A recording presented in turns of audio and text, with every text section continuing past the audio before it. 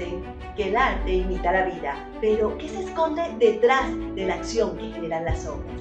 Bienvenidos al Reflejo del Artista, el lugar donde las mentes creativas encuentran para hablar sin filtros. Cada semana un nuevo invitado nos abre la puerta a su universo. Hablaremos de sus logros, sus aprendizajes después de un revés y sus miradas únicas sobre el mundo del arte y sus dinámicas. Soy Leida Mora y en este espacio vamos a explorar las vidas, trayectorias y pensamientos de los creadores de nuestros tiempos en el mundo del arte. Bienvenidos. En el episodio de hoy tenemos el honor de conversar con el investigador, museógrafo y curador Richard Aranguren. Hijo de la Gran Caracas, como él mismo comenta, con un contacto con los medios artísticos inexistente en su infancia. Es hasta que comienza una sólida formación como licenciado en Artes Plásticas, mención Pintura, en el Instituto Universitario de Estudios Superiores de Artes Plásticas Armando Reverón, UCEPAR, en el 2001. Es donde a través de sus pasantías en el área investigativa se le abre el universo de posibilidades en este rubro.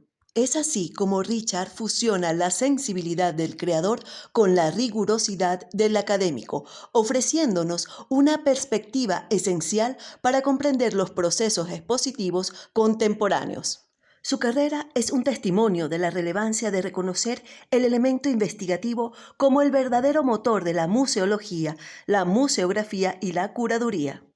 Desde sus inicios como asistente de conservación y registro en la Fundación Cisneros, pasando por el rol de asistente documental en el Centro de Documentación Alejandro Otero, CEDAW, Richard ha dedicado su vida profesional a la cimentación del conocimiento artístico. Su experiencia en la investigación dentro de instituciones claves como el Museo Alejandro Otero, donde actualmente es coordinador del Departamento de Investigación, y la Galería de Arte Nacional, GAN, demuestra que una exposición no es solo un montaje, sino un riguroso ejercicio de búsqueda y validación histórica. Su dominio en el manejo de archivos documentales, hemerográficos y bibliográficos le permite ir más allá de la superficie para construir narrativas expositivas que dotan de profundidad y contexto crítico a la obra del artista. Para Richard, la curaduría y la museografía son la manifestación visible de un exhausto trabajo de investigación, garantizando que los procesos expositivos de los artistas, especialmente los enfocados en el arte venezolano del siglo XX, sean pertinentes, precisos y reveladores. Su visión definitivamente nos ayudará a reflexionar sobre cómo el archivo y la documentación son pilares invisibles que sostienen el reflejo del artista. Pero más allá de sus procesos investigativos, lo que hoy nos interesa es la persona, la historia, el reflejo. Estamos ansiosos por adentrarnos con instrumentos en manos a una curaduría en el alma de este caraqueño de orilla, cuya trayectoria subraya la importancia ineludible de la investigación en el arte. Bienvenido, Richard.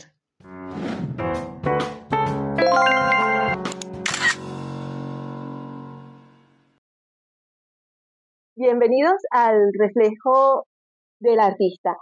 Hoy estamos en las instalaciones del Museo Alejandro Otero con Richard Aranguren. Bienvenido, Richard, a uno de nuestros capítulos. Eres el primero que trabaja fuera del arte, pero más dentro que cualquiera de nosotros. Bienvenido. Gracias, muchas gracias por la invitación. Gracias.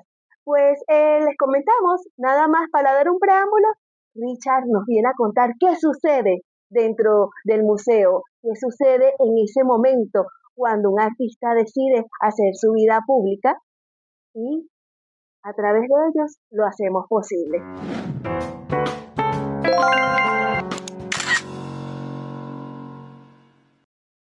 Richard, en esta primera parte, como ya nuestros youtubers y podcast nos conocen. ¿Cómo se diría podqueros, verdad? Algo así. Podquero, podtaquero. Hay que actualizarse con ese término. Ya lo saben, en esta primera parte hablamos del inicio, lo que es cómo arranca la persona en todo lo que es el medio artístico. Sí. En tu caso, cuéntanos, Richard, ¿cómo fue ese primer encuentro con el arte y cómo arranca tu vida en él? Bueno, yo salí directo del bachillerato al IBESAPAR, la antigua Armando Reverón. Entré con 17 años ¿Un pavito? un niñito, un niñito. Eh, y bueno, fue porque, ¿sabes? Cuando estás en el liceo tienes como el tema de las pruebas de actitudes académicas y bueno, me salió como eso. Yo metí varias opciones y me salió fue el cupo en Armando Reverón.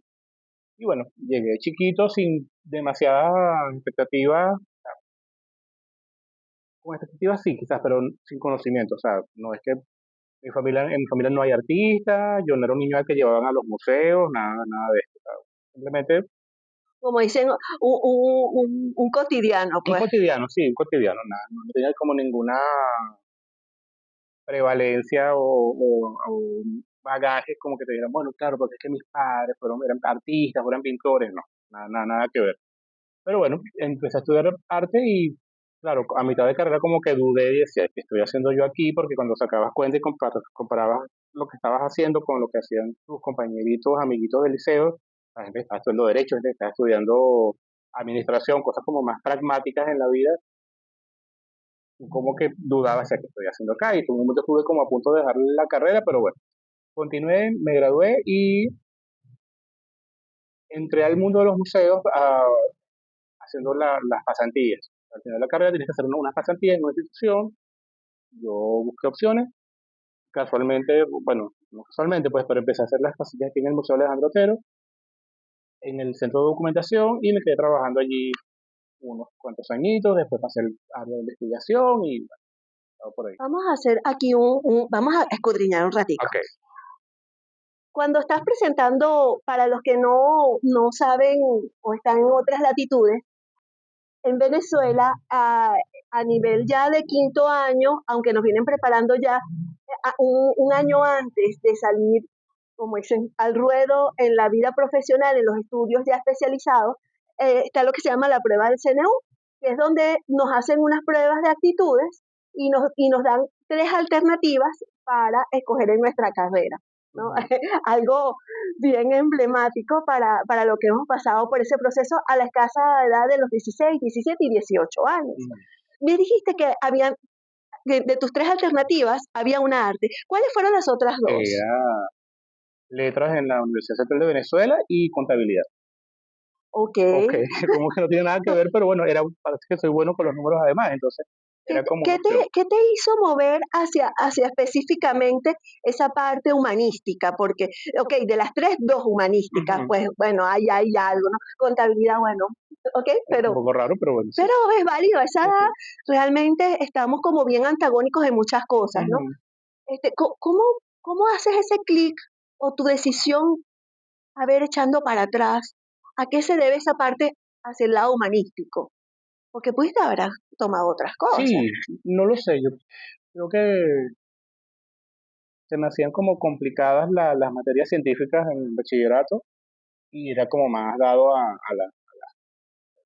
sea, castellano, idioma, artes plásticas, artística, entonces como que fue como natural. Creo que tuve suerte de que en mi liceo como que entendían que Tuviste una buena una guiatura. buena guiatura y entre la humanidad y bueno, ahí era como más natural llegar a Vi, artes. vi en tu currículum que te gradúas en la Armando Reverón, Ujú, mención pintura. ujú, Sin embargo, te vas hacia la parte investigativa.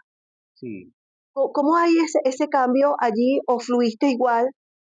no, fue raro, porque, ojo, cuando estudias artes en lo que era el Armando Reverón, formas artistas, o sea, sales con un título de licenciado en artes, pero la idea es que sales formado como artista, Es ¿no? una parte muy Muy técnica. técnica.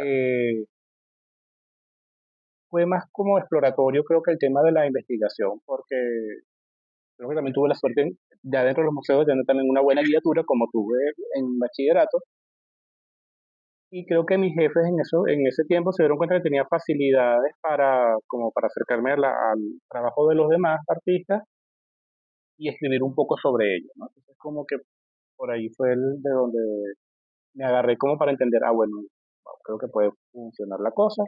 Tuve suerte de trabajar en un momento con Susana Benco, que fue mi jefa y fue la que me movió del departamento de centro de documentación al área de investigación como asistente y fueron como los primeros pininos como investigador. Y de ahí, bueno, ya fue como a avanzar la cosa. ¿Crees mucho en la suerte?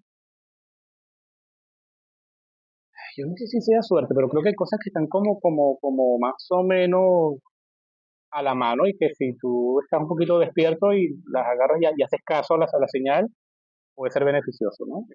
Quizás no sé si sea suerte, pero bueno, creo que hay En algo el de... capítulo anterior, para los que no lo han visto con Lemar y Vizcaya, véanlo, estuvimos discutiendo filosóficamente sobre la suerte. La suerte, y coincidimos en eso, te lo comparto porque he visto que la palabra se repite. Y Ujú. entonces, la suerte, para lo que estuvimos comentando en ese momento, las personas que van de afuera dicen, ay, tuvo suerte. Es, y las 99.900 veces que estuvo atrás, en tu caso, tuve suerte de encontrarme. A veces no nos damos cuenta, pero las personas que están a nuestro alrededor nos ven quizás con mejor óptica Claro, que nosotros que mismos, nosotros porque es mismos. difícil, sobre todo cuando eres joven, ¿sabes? Como reconocer tus posibilidades, Exacto, porque estás como inmerso además en la etapa de crecimiento, ¿sabes? Descubriendo quién eres, qué vas a hacer, qué te exacto. gusta o no te gusta, y quizás si tienes a tu lado una persona con más experiencia, empieza como a ver destellos, cosas que pueden ser favorables a cierto camino. Entonces, bueno, creo que eso sería la suerte, digamos, ¿no? Como Exacto, a eso iba. Te has encontrado en el camino y estuve viendo que tienes excelentes mentores que te han mostrado aspectos, pero la decisión ha sido tuya. Sin embargo, pues has ido por un camino investigativo que no es el común denominador, sobre todo cuando vienes de escuelas de arte desde lo plástico, ujú, desde la herramienta en sí del arte, ¿no? ujú, Un museógrafo, un curador, un museólogo se mueve más hacia la parte de las letras o la escuela de arte de la central, ujú, ¿no? sí. Donde específicamente estudian esto. Sin embargo, tú te viniste directamente al campo detrás de cámaras, detrás de la obra, Ujú. donde apoyas al artista. Cuando llegas a las pasantías, teniendo ya más claro el panorama, te quedas en la en la parte de investigación. ¿Cómo haces para cruzar la frontera del investigativo al curador, al museógrafo, que por cada uno tiene un rol que aparentemente parece ser el mismo, pero el investigativo es muy Es distinto distinto. al que está montando en obra, Ujú, en sala, ujú. al que está dentro curando, al que trata con el artista? ¿Tú consideras que todos esos lo lograste en ti a través del proceso o te identificas con uno en particular? Lo que pasa es que son como áreas complementarias y a veces se cruzan en ciertos puntos, pero en la práctica son campos distintos, ¿no? O sea, el investigador tiene como el tiempo o el deber de tener el tiempo de aprovechar, de entender la obra desde múltiples puntos de vista. El museógrafo tiene el deber de traducir toda la historia, toda la investigación, todas las posibilidades que ha encontrado el investigador en el discurso de la obra o del movimiento o de lo que esté tomando y llevarlo al espacio, al espacio expositivo, ¿no? Son dos campos totalmente ajenos, pero también dependen uno del otro Claro. mutuamente. Ahora, echando para atrás, ¿cómo paso yo de la investigación de estudiar arte, pintura? Creo que también en ese punto creo que hubo como una pequeña crisis existencial, vamos a llamarlo así, Ajá, porque, ¿sabes? Tú empiezas a estudiar pintura y cuando empiezas como a ver todo lo que se ha hecho antes de ti y tú dices, ya va, pero hasta qué punto yo puedo aportar algo a esto. Entonces, creo que el detenerte a analizar te brinda la oportunidad de aclarar también cosas. O sea, quizás yo estudiaba arte, pero no porque quisiera ser pintor realmente como suponía, sino porque me interesaba el mundo de la pintura. Solo que desde otro punto que no era el que inicialmente estaba planteado, porque además las condiciones de la escuela son esas, o sea, la de formar pintores, escultores, artistas gráficos, artes del fuego. Entonces creo que encontrarle la vuelta a la cosa tomó un tiempo, porque no son procesos tampoco que se den así en automático, ¿no? Pero ha funcionado. Los procesos profundos llevan un periodo de gestación, un periodo de asimilación, aceptación Ujú. y aplicación para luego la evolución en el Claro, mismo proceso, por ¿no? supuesto. Y creo que cumpliste muy bien los pasos.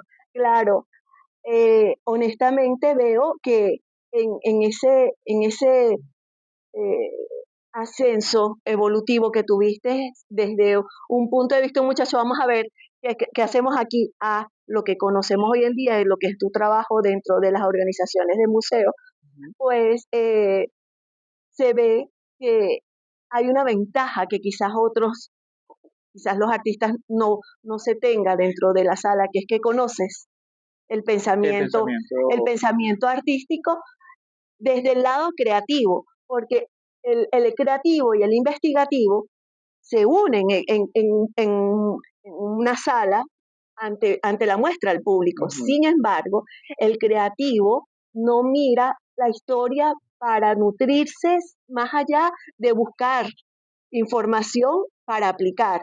El investigativo es desde otro punto de vista, es cómo apoyo a la realidad actual basándome en la historia, en lo que encuentro ujú, como basamento, como legado. como legado, cierto. Entonces es interesante porque es una ventaja que tienes en este aspecto y en esta área Ujú. con respecto a otros que vienen desde una parte totalmente académica.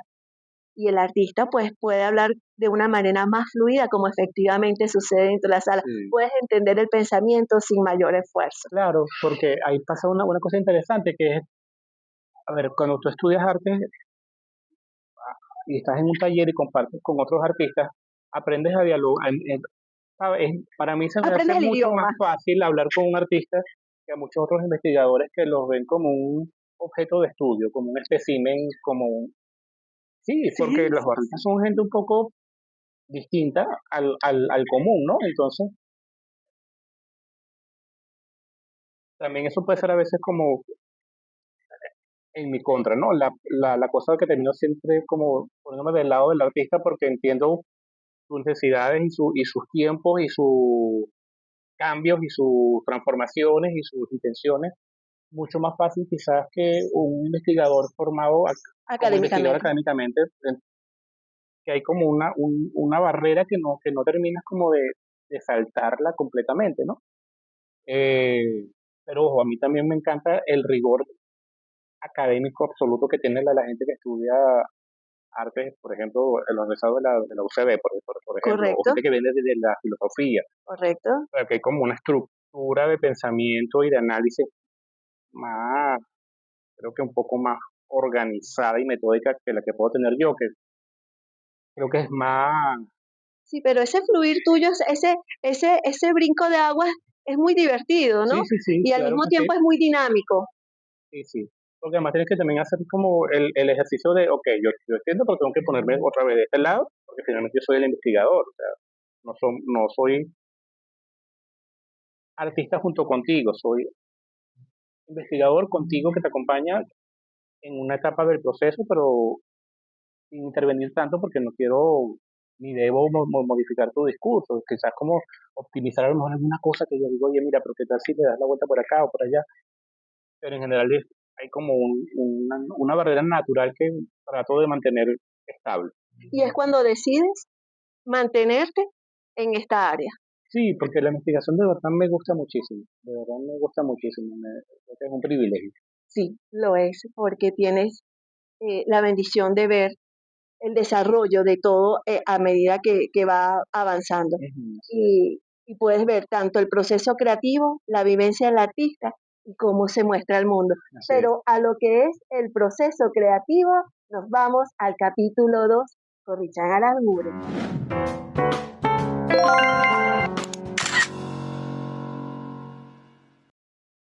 Seguimos en las instalaciones de el Museo Alejandro Otero. Estamos en el anfiteatro, en un área externa, por eso de repente escuchan algunos elementos, pero el reflejo se mueve donde esté el arte y hoy nos tocó en ambientes exteriores.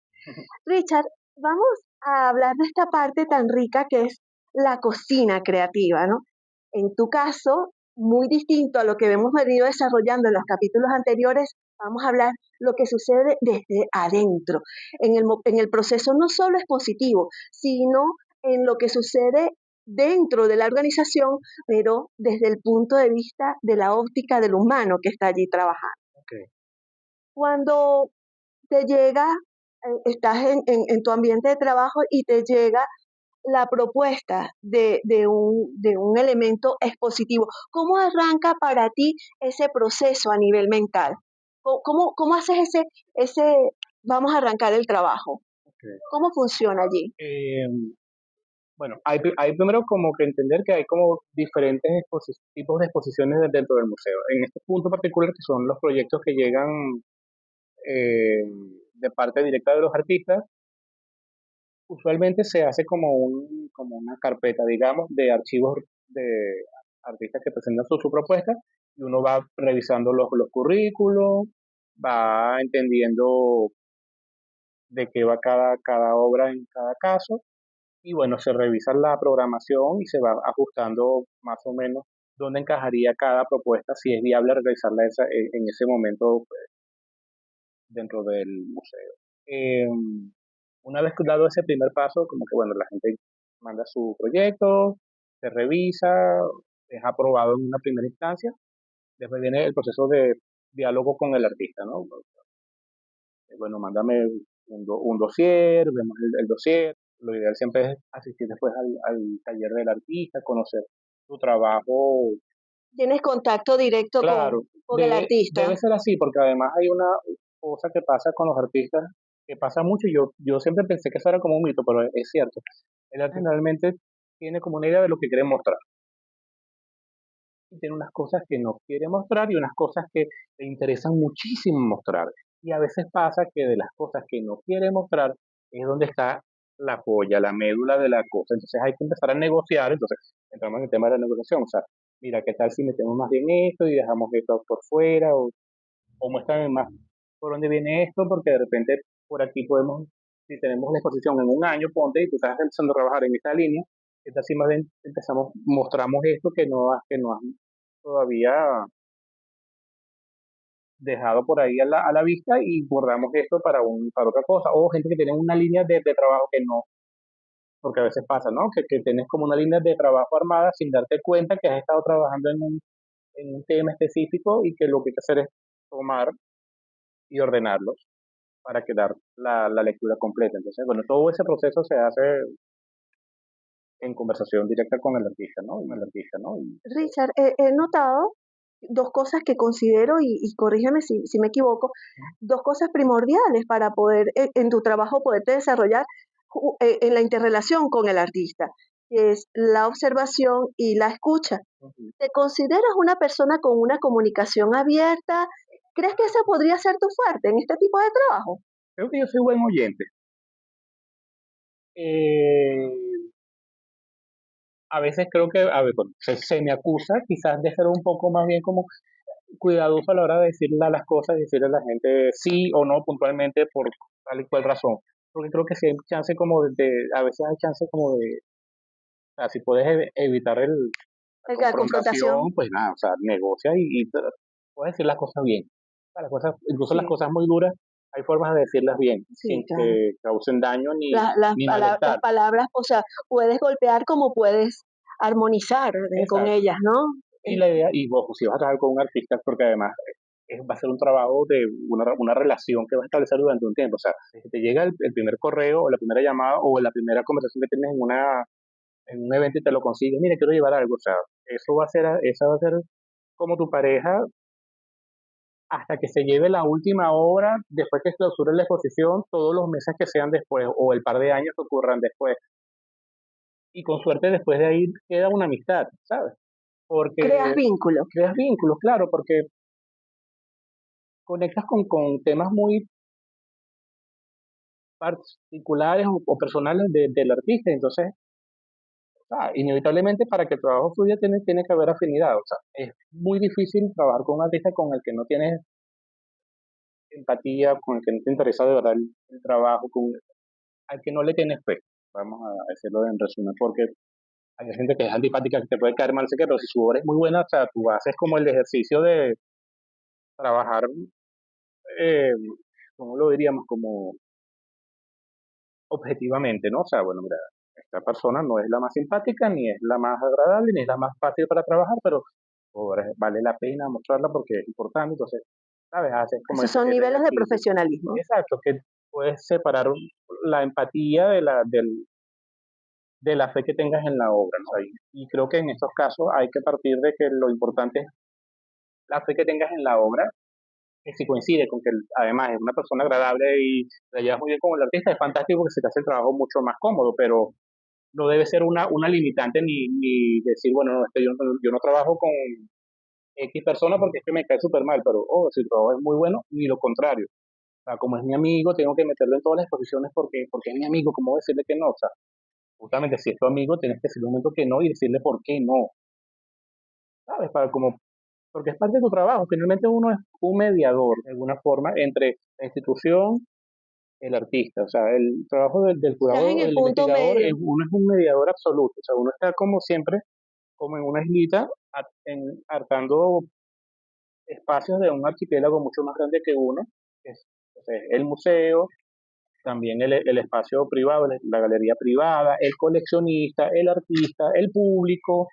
Tú tienes que hacer como puentes entre todos esos pequeños islotes y tratar de que se engranen, de que funcione, porque para, de eso depende también que el sistema cultural chiquito, mediano, grande funcione, de las conexiones, de las relaciones que tú puedas vincular, de las cosas que tú puedas amalgamar entre artistas, espacios, gente, público, curadores, coleccionistas, porque es un sistema que es así, es orgánico, ¿no? Y es interconectado, no funciona aislado. Sí, fíjate que a pesar de que por lo general trabajamos mucho lo que es la parte humana, creo que es importante recalcar lo que es el trabajo investigativo dentro de las instituciones de museos.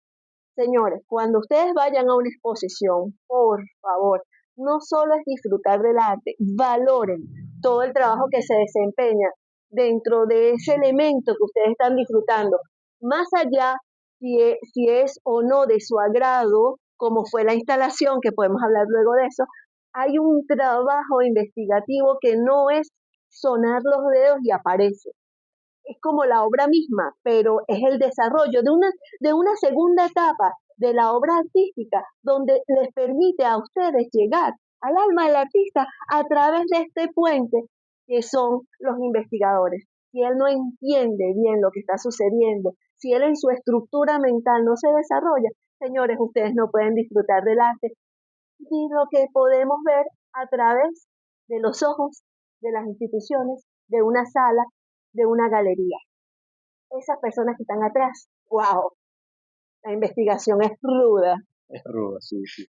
Igualmente, dentro del museo, en este caso, uno también es un eslabón dentro de un sistema mucho más complejo, donde está el museógrafo, la gente de registro, la gente de ronda física, o sea, quien acondiciona la sala, quien mantiene la sala limpia, o sea, la muchacha que pasa el abrillantador todos los días para que la sala esté impecable, que está pendiente que el bombillo funcione, que la pintura esté correctamente limpia, que la rotulación esté bien puesta, o sea, todo es un sistema muy, muy complejo. Richard, hablando de ese sistema complejo, existe un mito de que el investigador en cualquiera de sus áreas es una persona aislada. Y quienes te conocemos tras cámara y ahora nos estás mostrando, tú trabajas en equipo. Ujú. ¿Cómo se mueve Richard Aranguren trabajando en equipo? ¿Trabajas mejor en solitario? ¿Cómo funcionas tú mejor? Creo que depende. En mi caso, creo que hay etapas de mi trabajo que requieren soledad y otras que requieren trabajo en equipo. ¿Te sientes como de las dos Sí, aguas? sí, porque hay como momentos dentro de la investigación, dentro del trabajo del investigador, que están en un lado o en el otro. ¿Sabes? Quizás a la hora de, no sé, de sentarte a hablar con el artista y como entender la obra, pues es un trabajo como de reflexión, ¿no? Pero tienes que discutirlo, tienes que conversarlo, tienes que pelearlo a veces con tus compañeros, entonces obviamente hay un trabajo de equipo en ese sentido, ¿no? De que, bueno, tú tienes una propuesta, tienes una idea, pero qué tan viable es realmente, entonces eso tú reconoces si es sólida o no en la medida en que la converses y hasta la defiendas con tus compañeros, porque hay quizás eslabones dentro de la trama que tú das por supuestos que no están tan claros como tú lo ves al comienzo. Entonces, quizás el trabajo del museógrafo, del registrador, de la gente de administración es decirte, bueno, ajá, está muy bien esto, pero está este detalle. O sea, ¿cómo hacemos viable esto si hay condiciones de montaje, condiciones de transporte, condiciones de presupuesto y condiciones de conservación que uno no las abarca todas, aunque tengas más o menos una idea general de cómo funcionan las cosas? Entonces, ese trabajo en equipo obviamente es el que te da la pauta para entender, bueno, si esto es viable por acá o tienes que frenar, echar para atrás y reconvertir las cosas, darles la vuelta por otro lado, porque por donde ibas no es tan seguro que funcione. Sí, definitivamente es un engranaje, ¿no? Todo el sistema.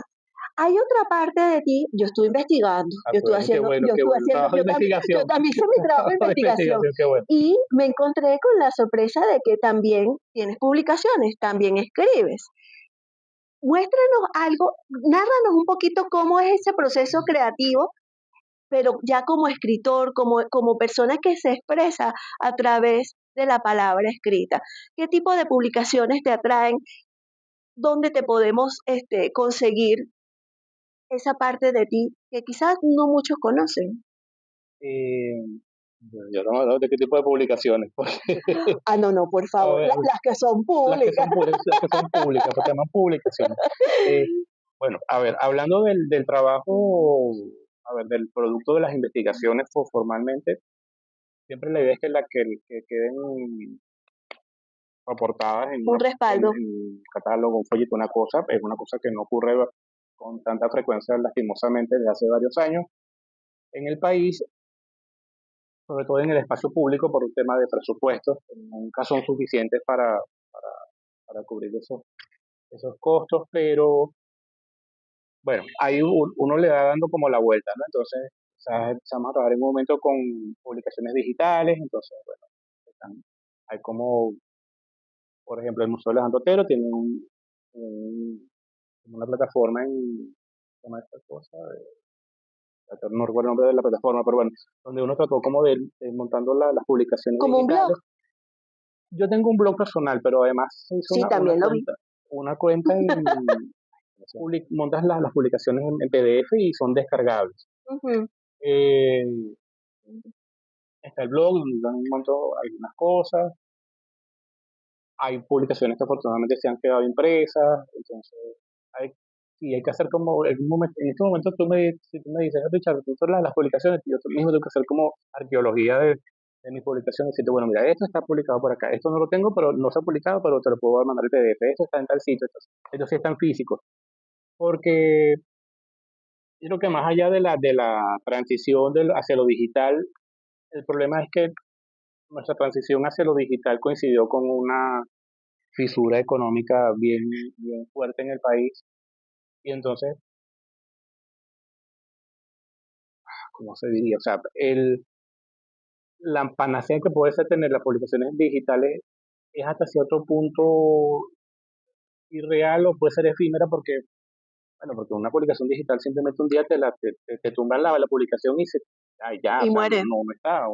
Creo que los libros tienen mayor tasa de vida que las cosas No, y digitales. lo importante es que del proceso de hemeroteca, ¿sí? Y el bibliográfico, que si bien es cierto, el digital te da la comodidad de evitarte los costos de impresión, eh, es como que queda en lo virtual. Es lo virtual. Y al ser virtual, pues no es tangible, No es ¿no? tangible.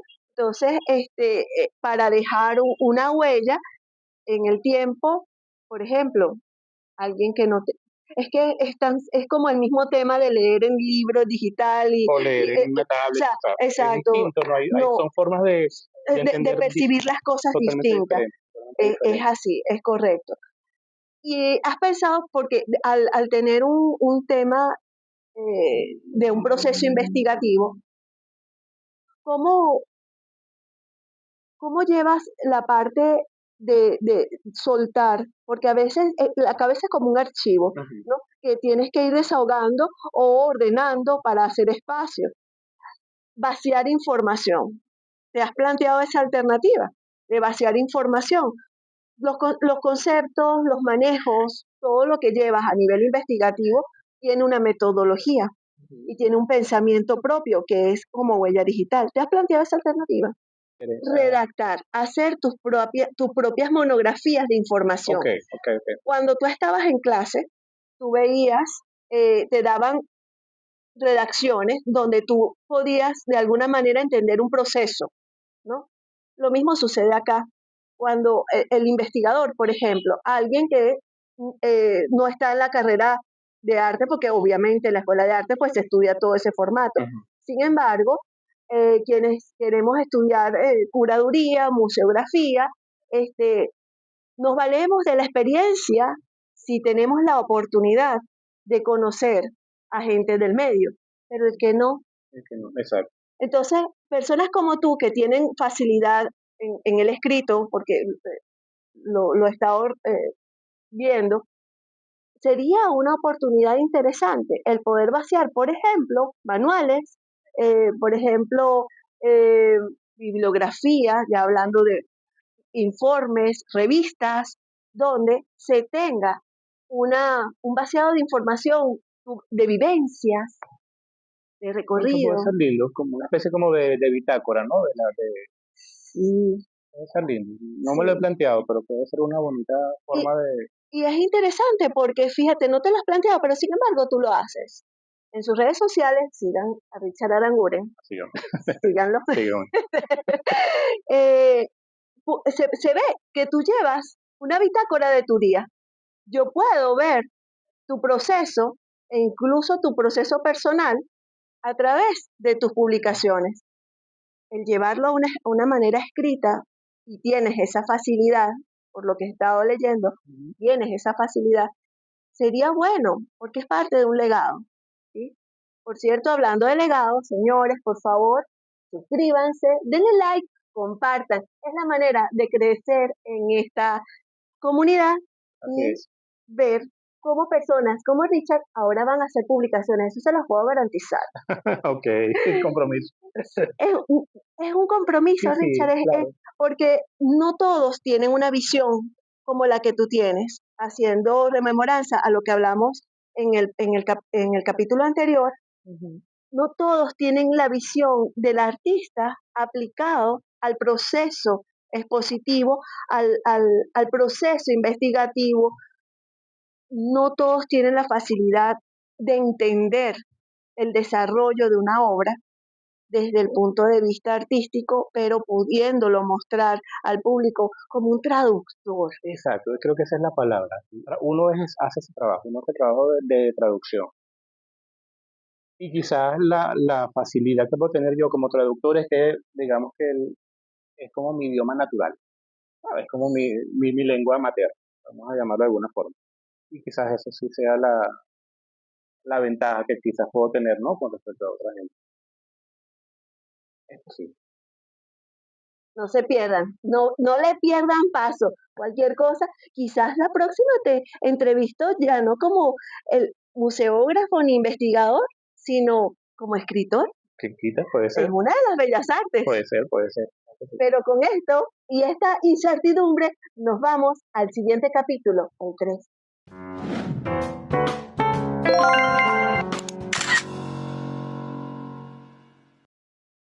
Ok, venimos de nuevo a esta etapa, que es como si el anterior era la cocina, este es el electrocardiograma. Electrocardiograma, Sí, ok.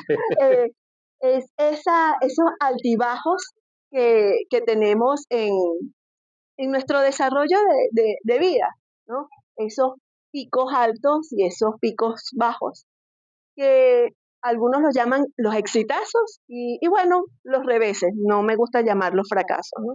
Sino esas cosas que tú dices, oye, esto en mi mente no estaba No así. estaba planificado, no debió pasar. Exacto. Sí, porque eso de que estar así todo el tiempo no solo es aburrido, sino que ya estás muerto. Ujú, En un electrocardiograma, cuando la cosa está lineal, ahí no hay nada que hacer. exacto.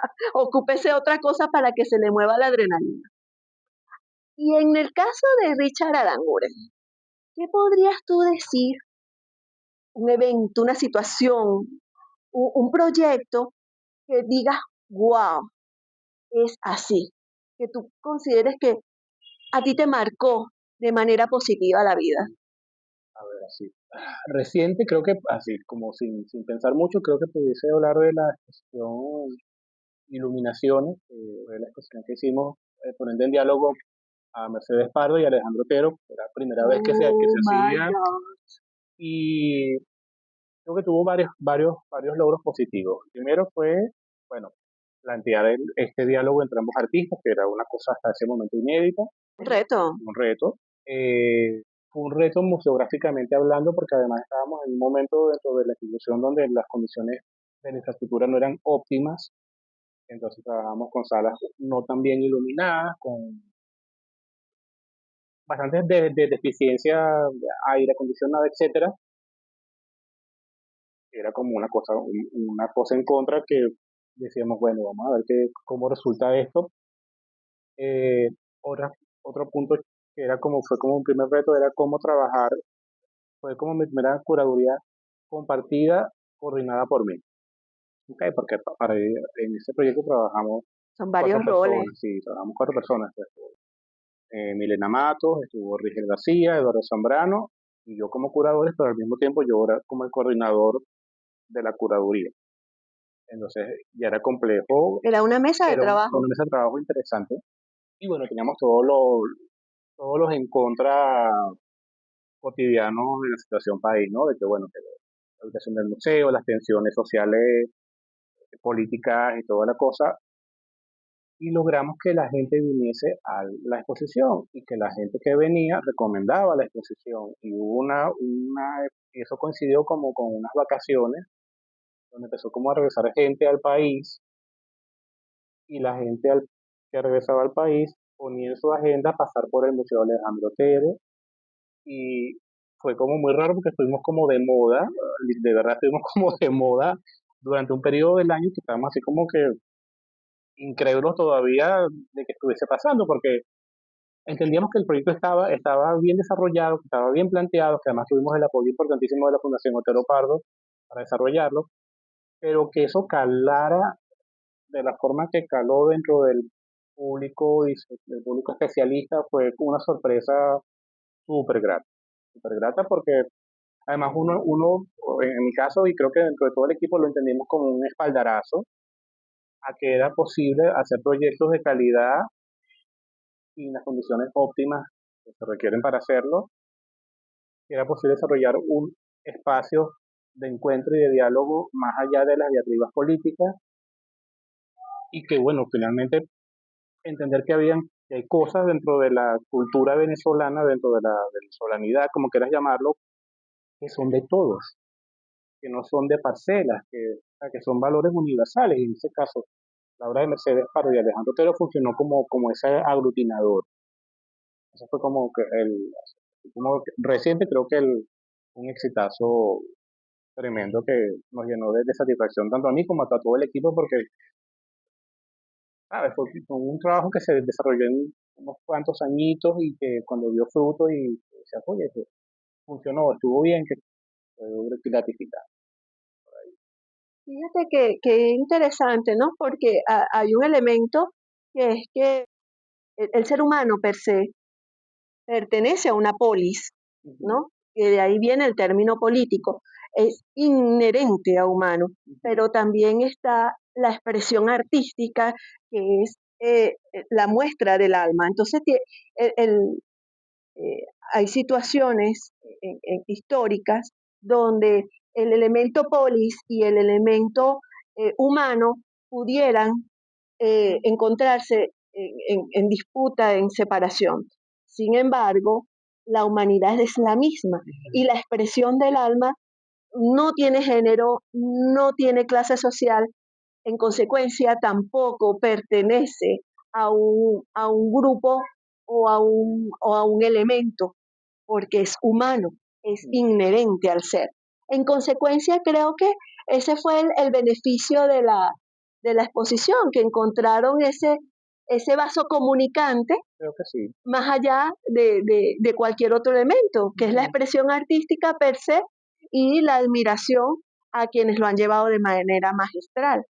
Creo que eso fue interesante y el poder ver a través del punto investigativo, encontrar ese enlace, creo que es un punto a favor. Además, el hecho de que, señores, si no conocen el Museo Alejandro Otero, de verdad la invitación es abierta, es una institución arquitectónicamente hermosa, sus salas son frescas y es un elemento que nos da, yo lo sentí como un aire fresco, ¿no? Cada vez que vengo al Alejandro Otero, este, hay quienes dicen que queda retirado de la urbe, eh, señores, quien llega al poliedro, como dice el director acá, Efraín, quien llega al poliedro puede Llega llegar más, al claro. Alejandro Otero y de verdad el esfuerzo viene con creces, de verdad que sí. Ok, ya nos comimos las dulces, ¿verdad? Ok. Ahora vámonos con las que no son tan dulces. ¿Existe en tu haber un recuerdo o una situación, un evento que no haya salido como te lo esperabas? Es un revés. Y como dicen, justifique su respuesta. ¿Qué aprendiste de esto? Ok. Bueno, a veces, a ver, centrándonos en el campo de la investigación, hay muchísimos. O sea, no todos los proyectos salen, no todos los proyectos llegan a buen puerto. Uno se va quedando con investigaciones guardadas en la gaveta de proyectos que casi se vieron y de repente, ¡pop! Por X o por Y no sale. Entonces son reveses, o sea, tú inviertes un tiempo y un esfuerzo y incluso tienes compromisos con gente con la que consigues alianzas y cuando bueno, pasan cosas, lo suspende, se mueven, se caen, entonces claro, son reveses porque no todo lo que, como que no todo cuaja como tú quisieras, ¿no? También a veces hay investigaciones que uno se plantea que terminan en un callejón sin salida que dice, ya va, que hacía yo metido acá porque, o sea, ¿qué estaba yo pensando? Porque no todas terminan incluso, uno mismo se da cuenta en el proceso de que estaba errado, ¿no? En un camino, se tienes como que, bueno, echar para atrás y Reenfocar. replantearte.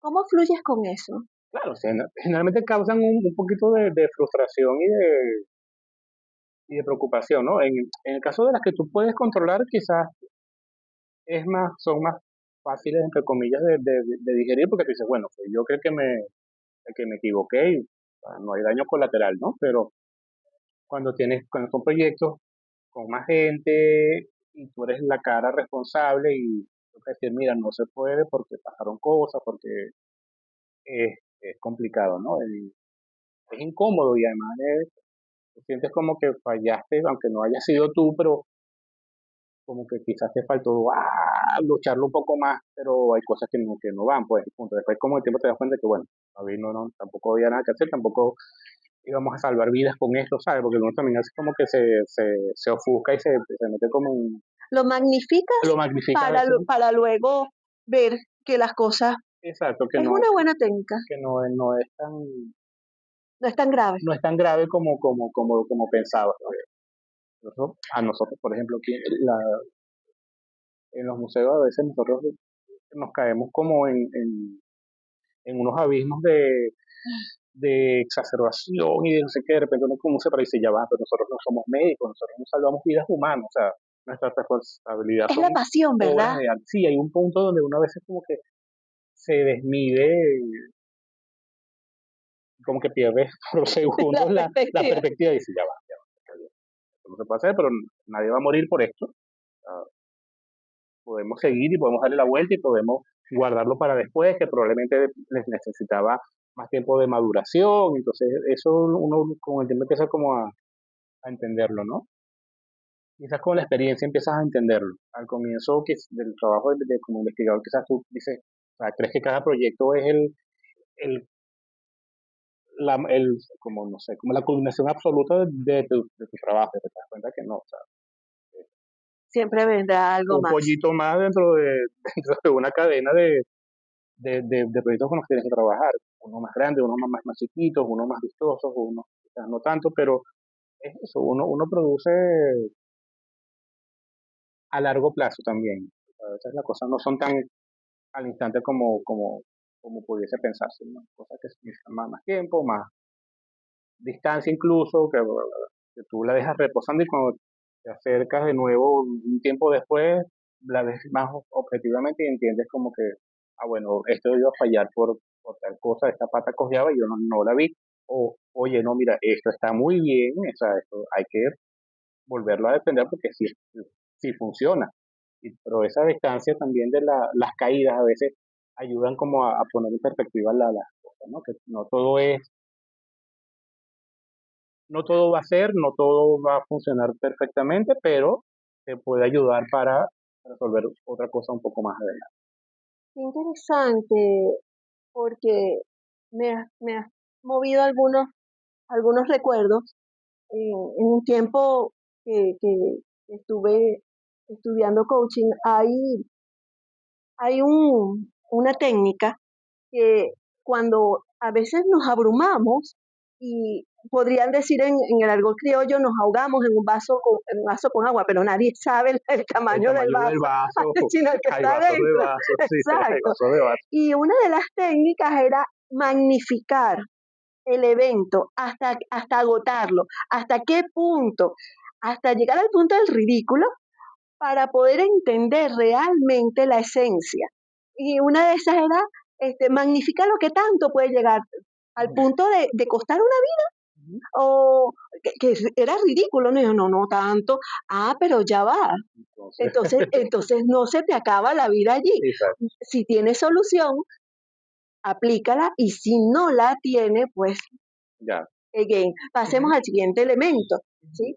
Y me parece interesante que esa sea de verdad una salida a nivel de proyectos, y es verdad, el mundo no se acaba, No, no, a veces crees que sí, pero pero no, no no. se cae. Y es una buena técnica. Anoten allí, cuando crean que el mundo está desbordado, ya va, magnifíquenlo y dense cuenta que no están cruzando el Mar Rojo en momento de Moisés, no, es un charquito, que de repente se les ensucian los zapatos, pero no se van a ahogar allí. Exacto. Entonces, eh, es un buen aprendizaje y con ese aprendizaje me quedo para Gracias. el siguiente capítulo, porque aquí hay mucho que pensar.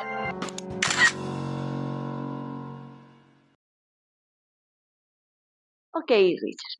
Eh, las cámaras, yo no soy escaparate, te Ok, voy diciendo. qué maldad. Eso es ser muy mala persona. Qué malo, ¿verdad? No, no es mala persona. Es que ellos no tienen la oportunidad de disfrutar el tras cámaras y él dice que está difícil. Ustedes opinen, los leo en los comentarios. Aquí vamos a trabajar sobre el reflejo, ¿no? El cómo nos ven los demás. Y para los que ya han visto nuestros episodios, en este proceso es cuando utilizamos la idea del espejo. No podemos, como orgánicamente, no podemos vernos a nosotros mismos. En consecuencia, sabemos nuestra manera a través de cómo nos ve el mundo y cómo nos hace ver a nosotros. Richard Aranguren, en su medio de trabajo, tienes muchos frentes abiertos de reflejos en donde verte. Tienes el público, tienes tus compañeros de trabajo, Ujú. tienes los artistas con quien interrelacionas. ¿Has tenido la oportunidad de conocer cómo te ven ellos como ser humano? ¿Cómo va esa relación? Ya no los has avanzado un poco. Trabajas en equipo, interrelacionas con el artista. con el público, pero ¿cómo te sientes tú con esa interrelación? Difícil esa pregunta, vuelvo, te lo digo, es difícil porque, ¿Por qué te es difícil? A ver. no sé, porque creo que nunca, no me he detenido a pensar en eso antes. O sea, Ah, uno como que supone o entiende que hay empatía con compañeros, con artistas, con colegas y respeto porque, bueno, que creo que no ¿te hace... lo han hecho ver así? Sí, creo que sí, es Ajá, como que sentido, muestras como de respeto, o sea, como de reconocimiento, vamos a llamarlo así, de reconocimiento profesional en el sentido de exacto. que, sí, como que les dice, bueno, mira, sí, o sea, confío en tu trabajo, bueno, sí, ¿Cómo te hace yo dije sentir que sí eso? porque me dijeron que ibas a estar tú en el proyecto. Eso te hace sentir chévere y además responsable porque, bueno, tienes vamos a llamarlo así, como Un un compromiso. compromiso, una reputación que mantener un poco sólida, ¿no? En el tiempo. Pero es gratificante porque entonces te dice, bueno, o sea, si hay un reconocimiento de la gente dice, oye, sí, qué bueno que estás en el proyecto y vamos a trabajar juntos, eso me contenta, eso me alegra, me entusiasma, uno asume que está haciendo bien el trabajo, entonces eso es gratificante en ese sentido, ¿no? Encontrar como el reconocimiento en el otro te hace reflexionar sobre ti mismo y sobre cómo hacer las cosas, entonces quizás eso te ayuda como ese feedback te ayuda bueno, como afianzar los procesos que estás haciendo de manera correcta y también como optimizar lo que no tanto. Entonces, eso creo que sería como una de las formas, ¿no? Fíjate que he tenido la oportunidad de ver tu trabajo ya culminado. Y también he tenido la oportunidad de saber tu trato. No directamente, no hemos tenido la oportunidad de trabajar juntos, pero sí de amigos y personas que han estado acá en exposición en el museo. Y pues de ahí viene la iniciativa de conversar contigo, porque me pareció muy interesante los comentarios. Primero, eh, como persona empática, entendías los procesos, entendías el lenguaje artístico, a veces ellos mismos, no sé si te pasa, ellos mismos no saben qué es lo que Que quieren decir. claro, porque van, Eh, porque es la forma de decir es haciendo. Entonces, ajá, traducir tu hacer a verbal, verbalmente, mira, a mí me interesa trabajar con estos materiales porque, o sea, son un poco los artistas que tienen esa dualidad, si hacer, explicar lo que hacen de manera la fluida, ¿no? verbalización Ajá, o no, sea, no les es fluida no. en general. Sin embargo, contigo han logrado una buena traducción. Y en lo particular, como público, voy a aprovechar la oportunidad de este espacio.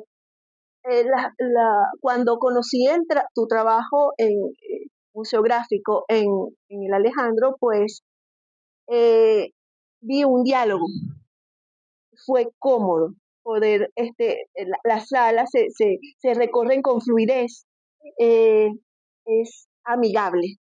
¿Qué sucede? Respetando cada proceso museográfico.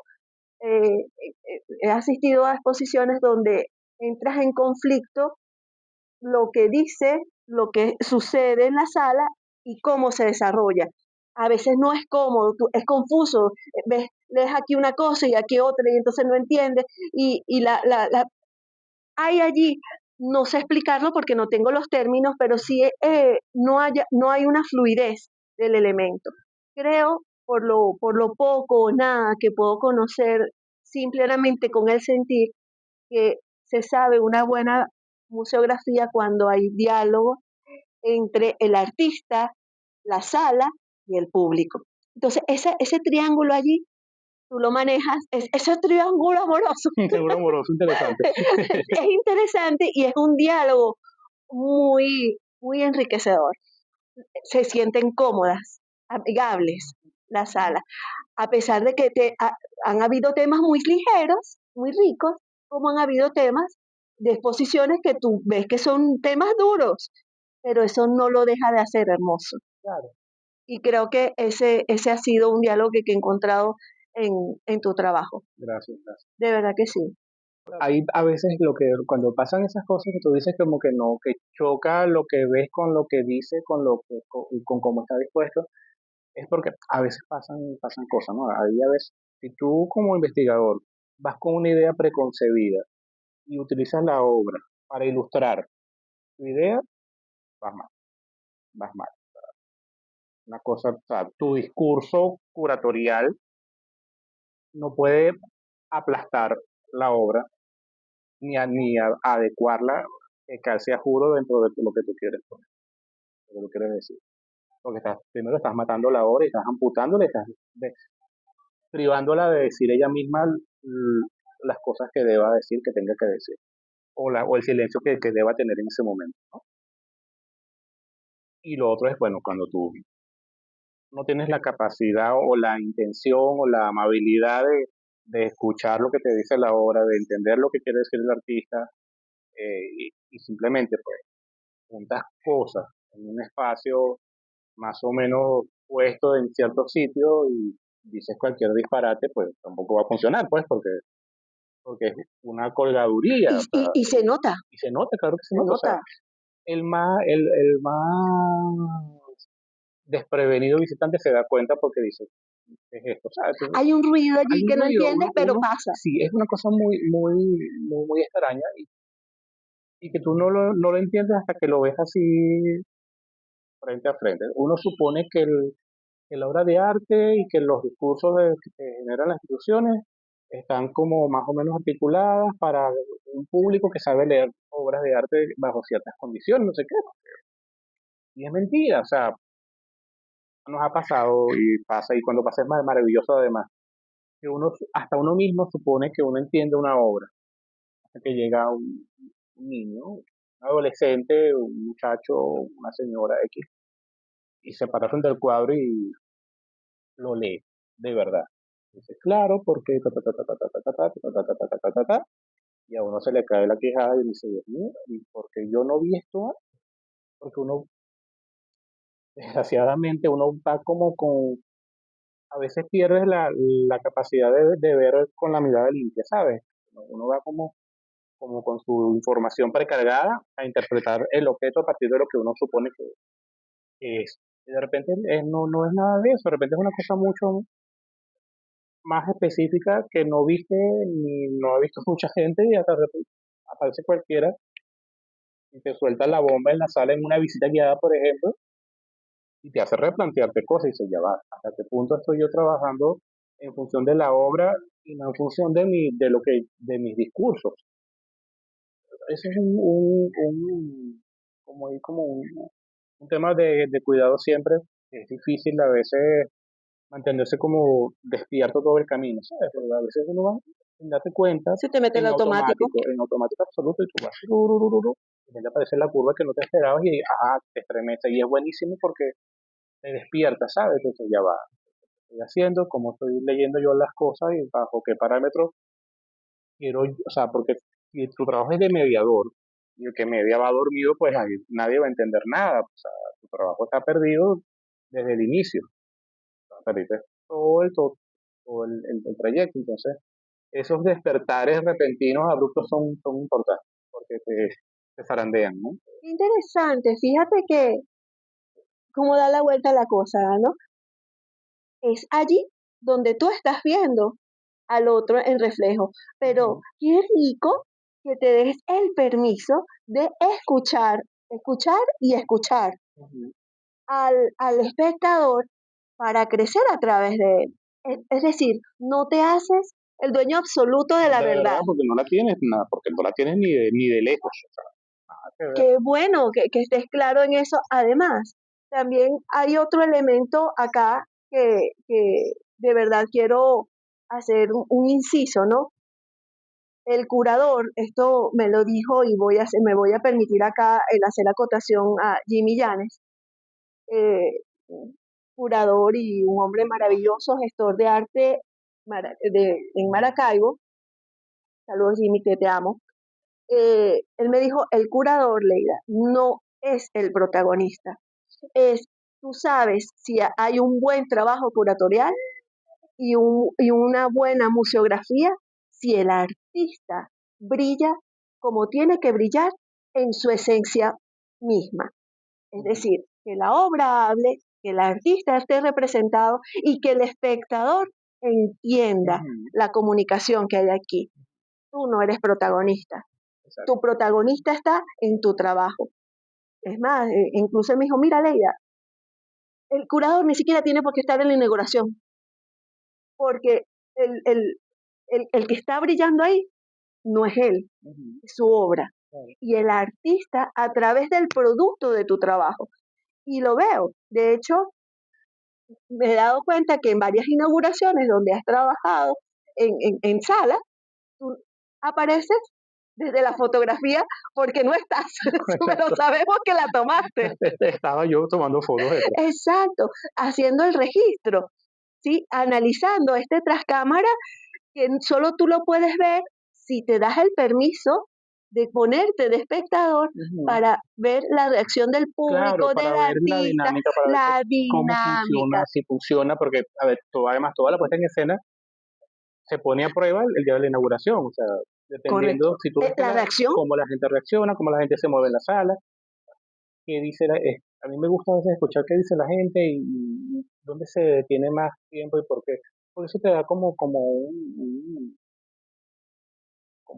la temperatura, digamos, de la te da un exposición. termómetro, Claro. sí, Y lo otro, pues, o sea, si tú haces una exposición y la exposición depende de tu presencia, de que tú la expliques, te perdió el tiempo también. O sea, porque o sea, tiene que ser autónoma absolutamente. O sea, que cuando llegue alguien y no haya nadie que le diga, ni que le explique, ni que lo lleve, sea capaz de recorrer, ver, entender y llevarse algo. Si eso funciona, es una buena exposición.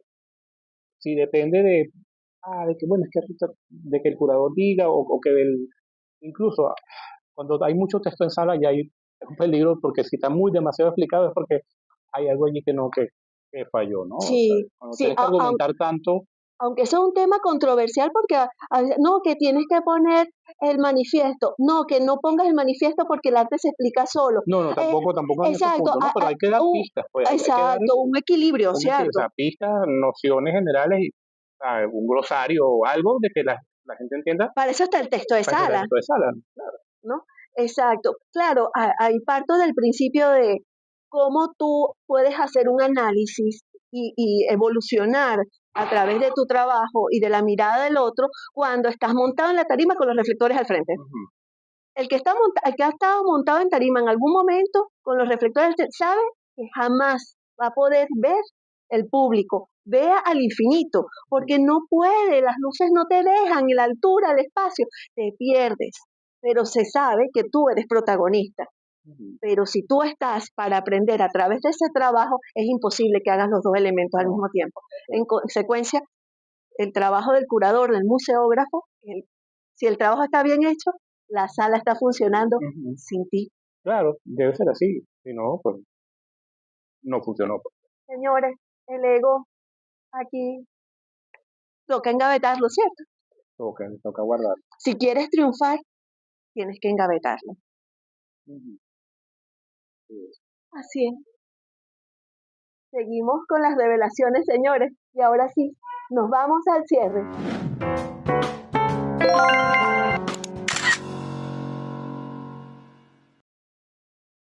Bueno, la conversa ha estado muy buena, el clima se ha portado decente, y, pero tenemos que cerrar. Como todo, tiene un inicio y un final. Acá venimos como con ese cierre de lo que es el concepto del reflejo del artista. Buscamos el reflejo hacia afuera porque no Ujú, tenemos la capacidad física de vernos a nosotros mismos, al presente. Pero tenemos una herramienta maravillosa que es la mente. La mente nos permite ver nuestro pasado a través de los recuerdos y nuestro futuro a través de la imaginación, que de hecho yo considero que somos los seres más optimistas que existen en el universo porque nosotros planificamos, hacemos agenda, el año que viene no sabemos si al instante siguiente vamos a estar vivos. exacto. Y eso es maravilloso porque podemos jugar con eso. Ujú, Vámonos al pasado, Richard. ok. Si yo te dijera que tienes un instante, vamos a ver, un minuto, 30 segundos, aunque sea, de irte al pasado y encontrarte con ese muchacho que estaba en su diatriba de vida y que tienes la oportunidad de hablar con él, ¿qué le dirías? ¿Qué le diría? A ver, es complicado. Creo que le diría, pierde un poco el miedo y atrévete, porque o sea,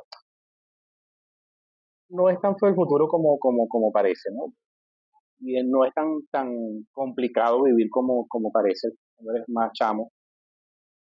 Creo que le diría eso, como que relájate un poquito y también Bájale a dos. lo mejor también avíspate un poquito, avíspate un poquito también, ¿no? Porque también a veces uno, creo que, bueno, por la cosa de la edad, ¿no? Como que tienes como una etapa como de ensoñación, de que quedas como imaginando qué va a pasar, pero en el Que tienes quedarse el tiempo a de la dormir, vida. exacto, la vida es para siempre y cuando ya no tenés 22, sino 48, ya te das cuenta que llegaste como a la mitad de la vida promedio, entonces dices, oye, hay que como, como que optimizar un poquito más las cosas, ¿no? O sea, no es tan infinito el tiempo como parece. Creo que le diría eso. Actívate un poco más, pero tranquilo que vas bien, es el camino correcto. Te sientes conforme con el Sí, camino. sí, sí, Qué bueno, porque ahora nos vamos a futuro. ok. Claro, ya tuvimos mucho tiempo en el presente, en el pasado ya le dijiste, mira muchachito, ponte las pilas, vamos a optimizar tiempos, bueno, vamos a optimizar futuro. ¿Qué nos viene de Richard Aranguren de ahora en adelante? De este presente, ¿cómo te miras ¿Cómo en me un miro? futuro? Creo que es más difícil verse en perspectiva que hacia atrás, ¿no? Pero El soñar es gratis. soñar es gratis, eso es verdad, eso es verdad. Pues no sé, yo, ¿cómo me veo? Aparte del libro, No sé, Richard, aparte porque del libro, ya hay un la compromiso promesa acá, del sí, libro, aquí hay un compromiso. la promesa del libro. Pues no sé, yo creo que yo me veo trabajando, me veo haciendo mi cosa, produciendo lo mejor posible, abriendo espacio, abriendo caminos, creo que la vida se trata un poco de eso, ¿no? De avanzar en la medida de lo posible y empujar donde hay que empujar para ganar velocidad. Creo que me veo como en eso por ahora. Fíjate, Richard, te comento, como dicen ya fuera de Guachapa, aunque lo del libro es serio, Ok, eh, en lo poco o nada que hemos podido conversar y lo que he podido investigar de tu trayectoria, tienes elementos a favor que quizás no muchos cuentan con ellos, es que tienes la facilidad de diálogo, la facilidad de la palabra y te gusta mostrar, te gusta enseñar y eso en la actualidad hay un vacío de lo que es el aprendizaje, sobre todo desde ese elemento que tú lo tienes como muestra de vida, que es desde la experiencia. Creo que hay un terreno fértil desde tu trabajo, desde tu gestión, eh, documentar, documentar escrito, documentar en enseñanza. Eso creo que pintaría, pintaría interesante.